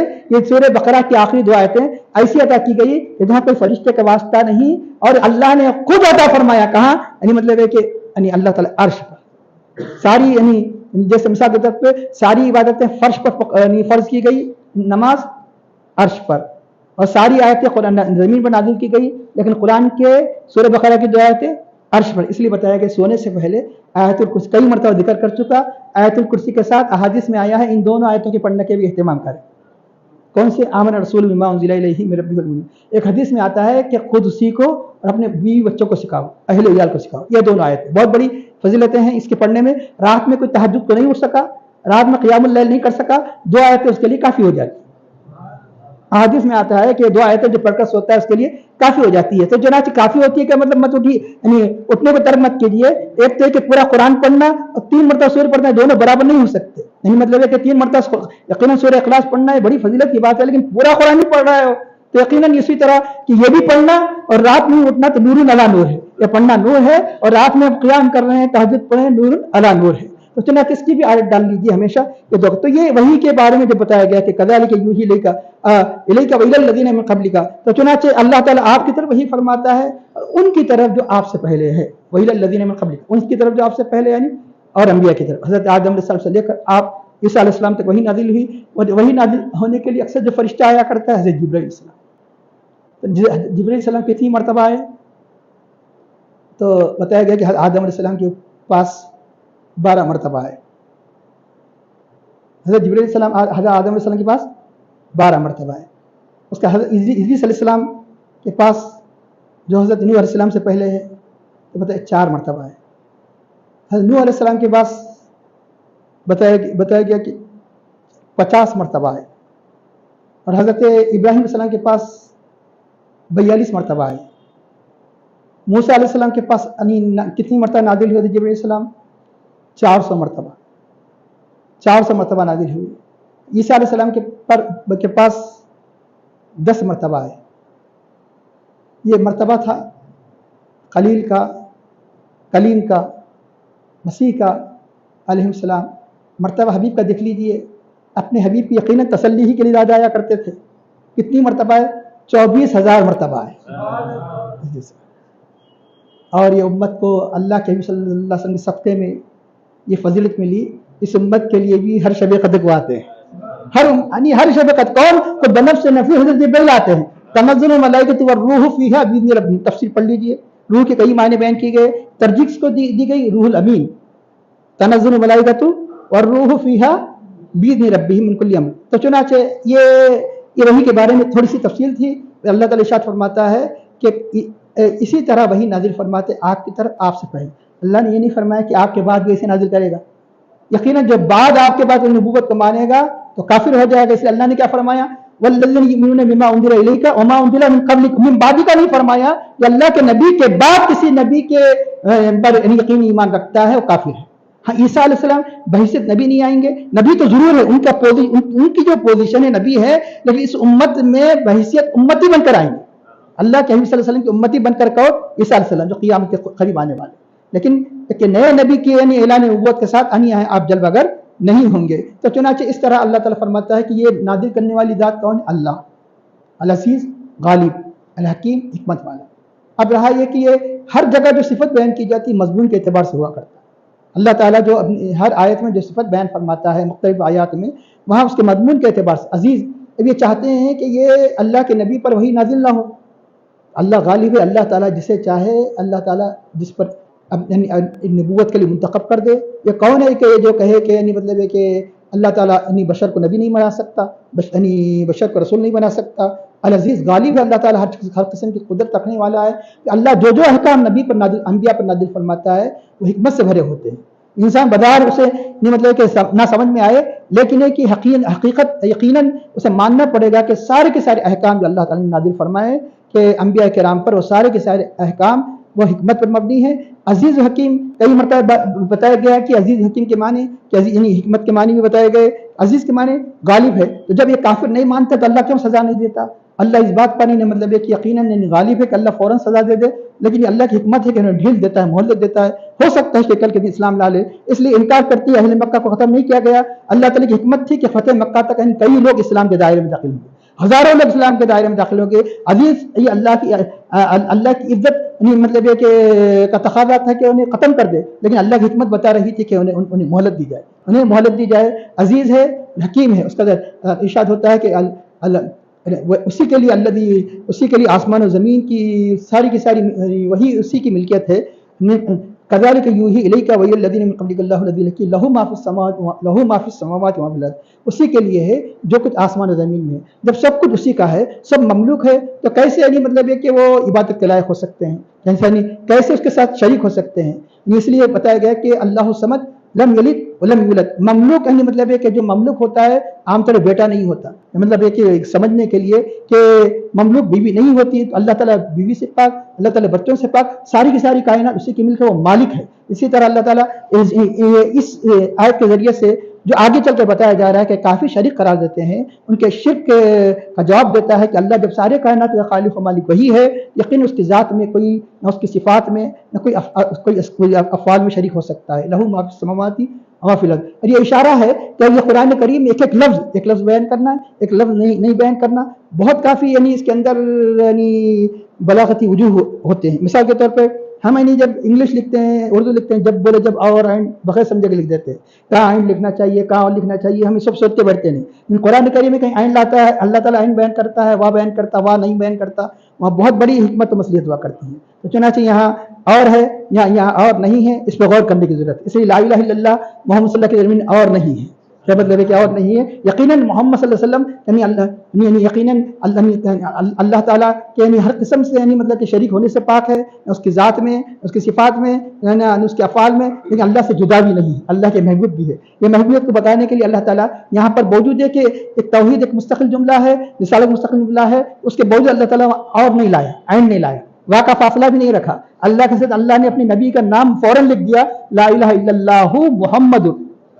تو یہ یعنی مطلب ہے کہ اللہ تعالیٰ حد درجے اپنی قرب کو بھی یہ بتاتا ہے. اسی طرح یہاں پر اللہ نے اللہ عزیز و حکیم ہے, الذی کے والذی نہیں فرمایا, اور کیونکہ ایک مستقل جملہ بیان کیا جا رہا ہے بظاہر کہ جو کچھ آسمان و زمین ہے سب اسی کا ہے, سب اسی کا مالک ہے. یہ بتانے کے لیے یقیناً یعنی مطلب آسمان و زمین جب اسی کے ہیں تو وہی غالب ہے. عزیز کی تفسیر ہو رہی ہے, کیونکہ اس سے پہلے اللہ نے کہا عزیز ہے اللہ نے. پھر آسمان و زمین کی جو ترتیب بتا رہی ہے, یہ سورج جو چاند کا یہ روشنی بتا رہی ہے, یہ عالم کا رات و دن کا نظام بتا رہا ہے کہ سارا کا سارا نظام حکمت پر مبنی ہے. آسمان و زمین میں جو آپ تغیرات, تبدل, تصرف دکھائی دے رہا ہے, یہ اللہ ہی کا ہے, اور سارے کے سارے تغیرات جتنے تبدیلیاں سب حکمت پر مبنی ہے. اس لیے اللہ عزیز الحکیم کی تفسیر ہونے کی وجہ سے بیچ میں واو کو نہیں رکھا گیا, والذی نہیں کہا گیا. اس کے ارشاد ہوتا ہے وہو العلی العظیم, یہاں واو کو رکھا گیا, اور ایک دوسرے انداز سے اللہ تعالیٰ اپنے عظمت کو بیان فرما رہا ہے, اس لیے وہاں واو نہیں ہے, یہاں واو ہے. وہو العلی الحمید, اور وہی اللہ تعالیٰ بلند و عظمت والا ہے کہ الحمید یعنی وہو ولی العظیم. وہی اللہ تعالیٰ ہر اعتبار سے بلندی, ذات کے اعتبار سے, شان کے اعتبار سے, صفات کے اعتبار سے, افعال کے اعتبار سے, اور اس کے سارا عظیم عظمت والے ہیں. تو چنانچہ اس کے علی العظیم کا تعلق یقیناً جو آیت آگے آنے والی کے درمیان کی آیت میں واو نہیں ہے. واو نہیں کا مطلب یہ کہ علی العظیم کی وجہ سے آپ آنے والی آگے کی آیت کا سمجھنا آسان ہے. وہ کیسے؟ تکاد السماوات یتفطرن من فوقہن, قریب ہے کہ آسمان پھٹ جائے اپنے اوپر سے. اچانک کہہ دیا گیا کہ آسمان پھٹ جائے اس کے اوپر سے, یہ بات سمجھنا بعض وقت دشوار ہو جاتی ہے. علی عظیم کو ملا لے تو سمجھنا آسان ہو جائے گی. اس کی علو شان, عظمت شان, اس کی جلالت کو آسمانی برداشت نہ کر سکے. کیوں؟ یہی قرآن اگر پہاڑ پر نازل ہوتا تو پہاڑ کو تم کیا دیکھتے؟ چکنا چور دیکھتے. کہ لو انزلنا هذا القرآن على جبل لرأيته قاشعا متصدعا من خشية الله, اگر ہم یہ قرآن کو پہاڑ پر نازل کرتے, لو انزلنا هذا القرآن على جبل, کہ پہاڑ پر لرأيته, تو آپ دیکھتے اس پہاڑ کو کہ وہ اللہ کی خوف و خشیت سے لرأيته قاشعا, کہ متصدعا ٹکڑے ٹکڑے ہو جاتا, ٹکڑے ٹکڑے ہو جاتا. یہ اللہ کے حبیب پاک صلی اللہ علیہ وسلم ہی کا قلب تھا کہ جو عظیم اللہ تعالیٰ کی عنایات کو اللہ تعالیٰ نے برداشت کرنے کے قابل بنایا. چنانچہ ورنہ پہاڑ پر بھی نازل کی جاتی وہی کو, یقیناً اللہ کی عظمت کے سامنے آسمان بھی یعنی مطلب پھٹ جاتے, زمین جب آسمان پھٹ جاتے تو زمین یقیناً پھٹ جاتی. اس لیے من فوقہن نہ کہا جا رہا, اوپر سے نیچے سے کیوں نہیں کہا گیا؟ کہ مطلب ہے کہ جب اوپر سے پھٹ سکتا ہے, جو سب سے بڑی کائنات ہے, تو نیچے سے پھٹنا تو اور آسان ہے. تقاضا سمجھیے عظمت و جلال, ایک معنی کہ عظمت و جلال سے کیوں آخر یعنی مطلب ہے کہ پھٹ جاتا. آگے چل کے جو آیت ہے اس سے بھی اس کا گہرا تعلق ہے. یہ جو کافر اللہ کے شان میں جو گستاخی کرتے ہیں, اللہ کی ذات میں, اللہ کی صفات میں, افعال میں, جو معبودان باطل وغیرہ کو جو شریک قرار دیتے ہیں, یہ اتنی خطرناک بات ہے کہ اس کی یعنی مطلب ہے کہ برائی کا اثر یہ ہو جائے کہ جس کی وجہ سے اللہ تعالیٰ کی جلال, جو ان کافروں نے اللہ کے ساتھ شریک جلال کی وجہ سے آسمان زمین پھٹ جائے. کیوں نہیں پھٹ رہا ہے؟ یہ اللہ کی مغفرت اور رحمت. آگے فرما رہا ہے کہ اللہ غفور, اللہ کی مغفرت اور رحمت تھاما ہوا ہے, ورنہ چاہے تو ان کی قرآن کریم اس کی دلیل کیا ہے؟ اللہ تعالیٰ 16 پارے میں فرماتا ہے کہ قریب ہے کہ آسمان زمین پھٹ جائے، کہ یعنی یہ جو اللہ کے ساتھ اللہ کو لڑکا قرار دیتے ہیں، اللہ کے ساتھ شریک قرار دیتے ہیں، تو اس کی وجہ سے کیا ہو جائے؟ وہاں بھی اللہ نے فرمایا 16 پارے میں سورہ مریم میں کہ قریب ہے کہ پہاڑ یعنی گر جائے، آسمان پھٹ جائے، تو یعنی ایسی بات انہوں نے کہا. یہ آگے آنے والی آیت سے اس کا تعلق ہوگا. اور دوسرا معنی بیان کیا گیا آسمان اور زمین اس کے اوپر سے پھٹ جائے، اس کا تعلق اس کے بعد جو آیت سے ہے والملائکۃ یسبحون بحمد ربہم، اسی آیت میں جو ملائکہ کا ذکر آیا، ملائکہ اپنے رب کی حمد و تسبیح کے ساتھ تسبیح بیان کریں. ملائکہ استعداد سے ہے، ان کی تسبیح یعنی ان کے عظمت، ان کی وہ جو تسبیح بیان کر رہے ہیں، حمد بیان کر رہے ہیں، اس کی تاثیر سے آسمان بھی برداشت نہ کر سکے، اس کثرت سے ملائکہ کی وجہ سے اس وجہ سے پھٹ جائے. کئی معنی بیان کیے گئے. وہ جیسا کہ ترمذی کی روایت میں آتا ہے اتت السماء آسمان یعنی وہ اللہ تعالیٰ کی جو تجلیات ہے فرشتوں کی کثرت کی وجہ سے آسمان کیا ہوتا ہے کہ چڑ کی آواز آتی ہے، آسمان میں آواز آتی ہے. یہ کس نے فرمایا؟ نبی نے بیان فرمایا. اللہ کے نبی یہاں بیٹھ کر سب کچھ آسمان کے دیکھتے ہیں اور سنتے بھی. اس لیے اللہ کے حبیب صلی اللہ علیہ وسلم فرمایا انی ارا ما لا ترون، میں وہ دیکھتا ہوں جو تم نہیں دیکھتے، وانی اسمع ما لا تسمعون، میں وہ سنتا ہوں جو تم نہیں سنتے. آسمان کی آواز کو کس نے سنا؟ نبی کی آواز نے سنا کہ وہ جلال اور تاثیر کی وجہ سے آسمان میں بھی آواز آ رہی ہے. وحق له ان طیبتا، اور یہ سزاوار ہے کہ آسمان میں ایسی قسم کی آواز پیدا ہو. اس کے بعد اس کی وجہ بیان کی جا رہی ہے، اس کی وجہ آگے بیان کی جا رہی ہے. ما فیہا یعنی موضع شبر، کہ اس آسمان میں ایک بالی جگہ بھی ایسی خالی نہیں ہے، ایک بالی جگہ بھی ایسی خالی نہیں. الا وفیہ ملک قائم اور راکع اور ساجد، آسمان میں ایک بالی بھی جگہ ایسی خالی نہیں ہے جہاں فرشتہ قیام میں یا رکوع میں سجدے میں نہ ہو. اس حد درجے فرشتے قیام و رکوع و سجدے میں یعنی مطلب ہے کہ موجود ہے. تو چنانچہ اس کی وجہ سے، اس کے جلال سے، اس کی تسبیح کا تاثیر سے آسمان زمین پھٹ جائے. لیکن اللہ کا کرم ہے، ان اللہ تعالیٰ کہاں فرماتا ہے 22 پارے میں سورہ یاسین سے پہلے کے یعنی رکوع میں، یعنی سورہ یاسین شروع ہونے سے پہلے کے جو سورہ فاطر کے آخری رکوع میں ان اللہ یمسک السماوات والارض ان تزولا، بے شک اللہ تعالیٰ آسمان اور زمین کو تھامے ہوئے ہیں کہ کہیں گر نہ جائے. اس لیے جب بھی باہر نکلے تو الحمدللہ کہے، ہر قدم پر الحمدللہ کہنے کی ضرورت ہے کہ اللہ تعالیٰ بغیر ستون کے اللہ تعالیٰ یہ آسمان ہم نے بنایا. ان اللہ یمسک السماوات والارض ان تزولا ولئن زالتا، اگر اپنی جگہ سے ہٹ جائے تو کون ہے کہ جو ان کو روک سکے؟ کون اس کو روک رکھے؟ اللہ ہی روکے رکھا ہے. زمین کو، جو زمین کو اللہ نے ہمیشہ کے لیے ایک زمانے دراز تک ہمیشہ تو کوئی چیز رہنے والی نہیں، ہمارے چلنے کے قابل بنایا، اس آسمان سے فائدہ اٹھانے کے قابل بنایا. یقیناً یہ اللہ تعالیٰ ہی کی یعنی مغفرت اور رحمت ہے کہ جو آسمان اپنی زمین اپنی جگہ پر قائم ہے. کہ والملائکۃ یسبحون بحمد ربہم، ملائکہ اپنے رب کی حمد کے ساتھ تسبیح بیان کریں.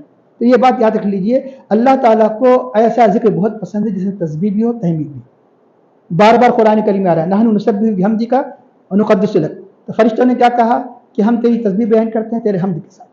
اس لیے ایسا ذکر کہ جس میں حمد، یہی وجہ ہے کہ بخاری کی آخری حدیث یعنی بہت بڑی یعنی فضیلت آئی ہے کہ کلمتانی خفیفتانی علی اللسانی ثقیلتانی علی المیزان حبیبتانی الی الرحمن، دو کلمے جو زبان پر ہلکے لیکن کل قیامت کے دن میزان میں بھاری اور اللہ کو محبوب. اور کون سی کلمہ ہے؟ سبحان اللہ بحمدہ سبحان اللہ العظیم. اس لیے کثرت سے روزانہ کم از کم ایک تسبیح پڑھنے کی عادت ڈالیے. فرشتے کون سی تسبیح بیان کرتے ہیں؟ اس قسم کی تسبیح بیان کرتے ہیں جس میں تسبیح اور تحمید ہے. یقیناً اللہ تعالیٰ کو تسبیح زیادہ پسند ہوگی ذکر جو فرشتوں کی ہے. تو چنانچہ ہم نماز میں پڑھتے ہیں تو کیا پڑھتے ہیں؟ سبحانک اللہم و بحمدک. اور آپ یعنی مطلب ہے کہ تیسرے کلمے کی جو فضیلت ہے صلاۃ التسبیح کی فضیلت ہے کس لیے ہے کہ سبحان اللہ والحمد للہ ولا الہ الا اللہ واللہ. کہیں انشاءاللہ اس کی تفصیل کیونکہ تسبیح تحمید کا زیادہ ذکر آئے گا. تسبیح کے معنی کیا ہے، تحمید کے معنی کیا ہے، اس کا مقدم کیوں کیا گیا، اس کی تفصیل بیان کی جائے گی. اس طرح یہ فرشتوں کی تسبیح ہے یسبحون بحمد ربہم. اور کیا فرشتے کرتے ہیں؟ ویستغفرون لمن فی الارض، جو کچھ زمین میں ہے ان کے لیے مغفرت طلب کرتے ہیں. زمین میں کافر بھی ہے تو قرآن کریم میں ایک جگہ کہیں اجمال ہوتا ہے تو کہیں تفصیل ہوتی ہے. یہاں اجمال ہے، تفصیل کہاں بیان کی گئی؟ تفصیل اس سے پہلے کہ سورہ غافر میں اللہ نے کیا بیان فرمائی کہ یستغفرون للذین آمنوا، اہل ایمان کے لیے مغفرت طلب کرتے ہیں. وہاں یہ بتایا گیا کہ حاملان عرش یعنی مغفرت طلب کرتے ہیں. یہاں بیان کیا گیا کہ حاملان عرش ہی نہیں بلکہ سارے فرشتے اہل زمین کے لیے مغفرت طلب کرتے ہیں. اور دوسرا یہ کہ اگر وہ اس کو یہ کہا جائے کہ یہ اس کی تفسیر نہیں ہے، یہ مستقل بیان کیا جائے، تو مفسرین کرام نے فرمایا تمام اہل زمین کے لیے مغفرت طلب کرتے ہیں. اہل ایمان پر یہ اثر ہوگا کہ جو بھی اللہ کی بارگاہ میں رجوع ہوں گے، اللہ تعالیٰ ان کی اس سفارش کی وجہ سے اللہ تعالیٰ ان کی مغفرت فرماتا ہے. اور دوسرا معنی یہ کہ کافروں کے لیے کہ اے اللہ ان پر عذاب کو جلد نازل مت فرما، کہ ہو سکتا ہے کہ وہ ایمان لا لیں. اللہ ان پر عذاب کو جلد نازل فرما ان کی مغفرت کے طلب کرنے کی وجہ سے سارے زمین کے لیے. تو کافر بھی اس رحمت سے حصہ پاتے ہیں، ان پر اللہ تعالیٰ فوراً عذاب کو مسلط نہیں فرماتا، اللہ تعالیٰ ان کو ڈھیل دیتا ہے. تو چنانچہ اس طرح یہ اگر یہ معنی اگر عمومیت کے لیے لیے جائے تو پتہ چلا کہ اندازہ لگائیے کہ امت محمدیہ اور کتنی خوش نصیب ہے کہ فرشتے ان کے لیے مغفرت مغفرت کا اثر کس کو پہنچتا ہے؟ جو اللہ کی بارگاہ میں رجوع ہوتے ہیں. اللہ تو خود ڈائریکٹ معاف کر سکتا ہے، لیکن اللہ تعالیٰ جب کسی کو نوازنا چاہتا ہے تو اپنے مقبول بندوں کے ذریعے سے نوازتا ہے. اللہ تعالیٰ اپنے مقبول بندوں کے ذریعے سے نوازتا ہے، اس لیے اللہ تعالیٰ خود معاف کرنے والا ہے. کیا فرما رہا ہے کہ اے حبیب تم مغفرت طلب کرو. وَلَوْ أَنَّهُمْ ظَلَمُوا أَنفُسَهُمْ جَاءُوكَ فَاسْتَغْفِرُوا اللَّهَ وَاسْتَغْفَرَ لَهُمُ الرَّسُولُ لَوَجَدُوا اللَّهَ تَوَّابًا رَحِيمًا. اللہ تعالیٰ فرماتا ہے کہ اگر یہ لوگ اپنے آپ پر ظلم کرے تو آپ کی بارگاہ میں آئے، نافرمانی کرے اللہ کی، آئے کس کے پاس؟ آپ کے پاس آئے. آ کے کیا کرے؟ فاستغفر اللہ سے مغفرت طلب کرے، واستغفر لهم رسول بھی ان کے لیے مغفرت طلب کرے. جل وجد اللہ تواب رحیم، جب کہیں جا کر اللہ کو توبہ قبول کرنے والا، رحم کرنے والا پائیں گے. اللہ کا رحم و کرم کس کے ذریعے سے اللہ تعالیٰ متوجہ فرماتا؟ اللہ تعالیٰ قادر ہے کہ بغیر کسی واسطے کے اللہ تعالیٰ رحم فرمائے، مغفرت فرمائے. لیکن اللہ کا ایک قانون ہے، قدرت ہے. قدرت اس بات پر ہے، قانون یہ ہے کہ اللہ تعالیٰ انبیاء اللہ تعالیٰ اپنے قرب بندوں کے ذریعے سے اللہ تعالیٰ مغفرت عطا فرماتا ہے اور نوازش سے فرماتا ہے. تو چنانچہ ان کے بغیر چارہ نہیں، اللہ نے خود ان کو ذریعہ بنایا ہے.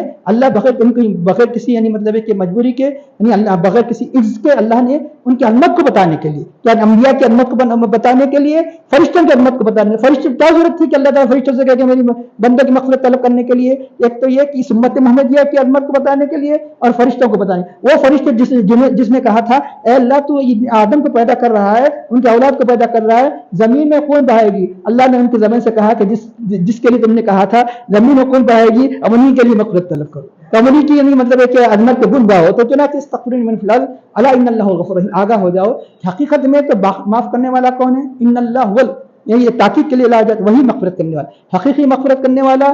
مغفرت مطلقہ اسی کی طرف راجع ہوگی، رحمت مطلقہ اسی کی ہے. لیکن یہ کہ اللہ نے ذریعہ بنایا ہے، تو جو نا ذریعہ اصل نہیں ہوتا. وسیلہ ماننے سے شرک لازم نہیں آتا. اگر وسیلہ کو شرک کہہ دیا جائے تو مطلب یہ ہے کہ تم نے مطلب ہے کہ خود ہم نے تو خیال نہیں کیا، تم نے نبی کو اللہ کے برابر کر دیا، جب یہ تو تم وسیلے کو شرک قرار دے رہے ہیں. تو وسیلہ مینس جو ذریعہ ہوتا ہے، جو اصل ہوتا ہے، دونوں ایک نہیں ہوتے. لفظ وسیلہ خود شرک کی جڑوں کو کاٹ دیتا ہے.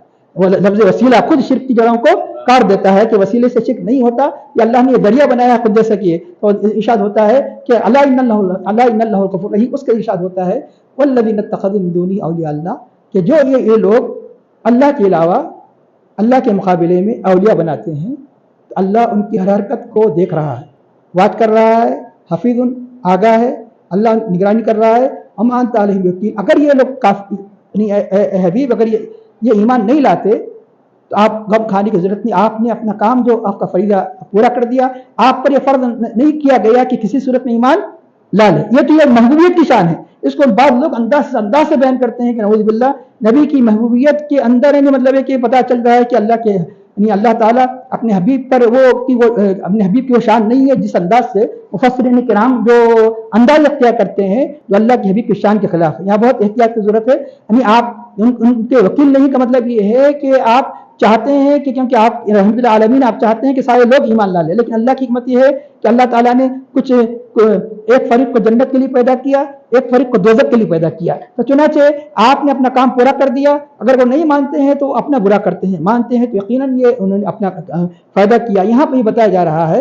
ایک آخری بات عرض کر کے ختم کرتا ہوں کہ من دونہ اولیاء، یہاں پر بعض لوگ جو عموماً اولیاء کا لفظ آتے ہی اٹیک کرتے ہیں، وہاں مطلب ہے کہ فرق نہیں کرتے کہ جو اولیاء بناتے ہیں اللہ کے علاوہ، ہم لوگ اولیاء کو مانتے ہیں نا، یاد در پھیر دیتے ہیں. ایک یاد رکھیے، ایک اولیاء اللہ ہے، اولیاء من دون اللہ ہے. من دون اللہ کا مطلب اللہ کے مقابلے، اللہ کے مقابلے میں ہے وہ معبودان باطل، جو اللہ کے مقابلے میں جو انہوں نے اپنا کاساز بنا لیا، اولیاء بنا لیا، دوست بنا لیا. تو اور یقیناً لغوی معنی کے اعتبار سے اولیاء اللہ بھی غیر اللہ ہے. اللہ نے وہ غیر اللہ نہیں کہا، اللہ نے اولیاء اللہ فرمایا، اللہ کے دوست فرمایا. اور جتنے معبودان باطل ہیں وہاں اللہ نے شرط لگائی من دون اللہ ما لکم من دون اللہ من ولی ولا نصیر. اگر یہ کہتا ہے کہ کوئی تمہارا ولی و نصیر نہیں ہے تو لہٰذا کسی کو ولی بنانے کا اختیار نہیں ہوتا ہے جو یہ ہمارے ولی ہے اولیاء ہے. اللہ نے من دون اللہ, اللہ کے مقابل میں, تمہارے لیے اللہ کے مقابل میں کوئی ولی والا نصیر نہیں. اللہ کی چاہت کے مطابق ولی بھی ہوگا نصیر بھی ہوگا اللہ کی مشیت میں, لیکن اللہ نے کس کو ولی نہیں بنایا. معبودان باطل کیسے سکتے ہیں؟ تم اگر ولی بنائیں گے تو تم مجرم ہیں. چنانچہ بتایا گیا کہ اب یہ تمہاری ان کی ولایت ان کی یعنی تمہیں کام آئے گی نہیں آئے گی؟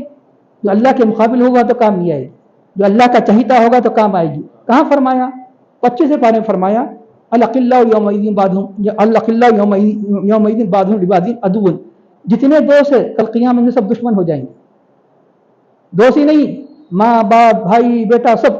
یوم یفر المرء من اخیہ وامہ وابیہ وصاحبتہ وبنیہ, بھی ماں باپ سے بھاگے گا انسان, بھی بچوں سے بھاگے گا, ہر ایک کو اپنی اپنی پڑی ہوگی.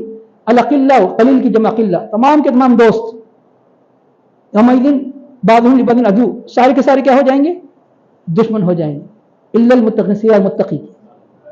اگر دوستی کام آنے والی ہے تو تقوی کی بنیاد پر. یہ جو ہمارے اولیاء ہیں تقوی کی بنیاد پر ہے, اللہ کے مخالف ہونے کی بنیاد پر نہیں ہے. جن کا اولیاء معبودان باطل کو خود اللہ کے ذات اور صفات میں شریک کرتے ہیں من دون اللہ ہے.